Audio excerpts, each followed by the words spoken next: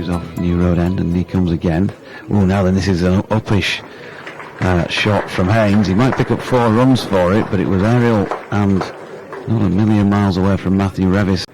2 men been brought into catching positions here in the offside. Neither going to come into play because Ben Coad has just dropped it a little bit too short. And he's in again for ball number 3 thereof, and that is a little bit leg side-ish, and he's gone for another boundary here. Coad in again, good delivery, there's an appeal for LBW, he's gone. Haynes couldn't get forward to that one. He's not happy with the decision and has a lingering look at Chris Watts. You can't get back into it. Coad to continue, and he's gone. Azarali is gone. Caught very well by George Hill. And Rickleton, and Fisher is in, and he's gone a little bit too straight this time. It's nicely played by Adam Hose, and that is a shot that he wanted to play, and he will get 4 runs for it. Just Fisher in again, and short, and crashed away through Matthew Revis at point. Just couldn't get down in time. It was hit so hard, and he's relatively close in there. Steckety in again, and edged and taken by Lythe. So Steckety's return draws a wicket, and Pollock this time goes. Lythe catching him at second slip.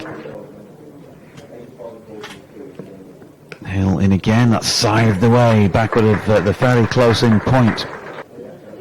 Steckety from the far end, the Digley end, that's played square, but again through the gap on the offside in front of point. A chase for which is just in vain. Bat to ball a couple of times with some force, and here has he got an inside edge onto that? He has, and the catch is taken. Worcestershire lose their 6th wicket. Steckety towards us, and Leach does force that. That's a nice looking shot off the back foot. He'll get full value for it, out over the rope. So it'll be hard work, I reckon, as Hale is in again, and just gives Leach too much width there, and he's smacked that away. Steckety, Buzzard Oliver stand behind him, and that's too short, and Leach has powered that away through a wide mid-on for 4. Fish in, and nicely pushed up through long off here by Baker. Full face of the blade. Is he going to have the legs to make the boundary? Yes. Just. Coad from the Digley end in, and that is clipped straight to Rickleton at cover by Baker. Through these overs, Coad into Leach. Oh, that's taken really sharply by Finlay Bean. It's a 5th wicket for Ben Coad. Joe Leach is out.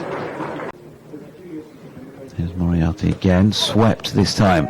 It's gone aerial for a while, but 2 or 3 bounces before it crosses the rope. Struck pretty firmly by Gibbon. Just backward of. Lythe again.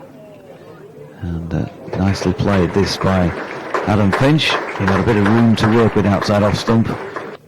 Nope. Pleasant shot. Very nice shot from Ben Gibbon. That's going to get him past his career best score with a very pleasant boundary up. So maybe he's going to bowl this a little bit straighter.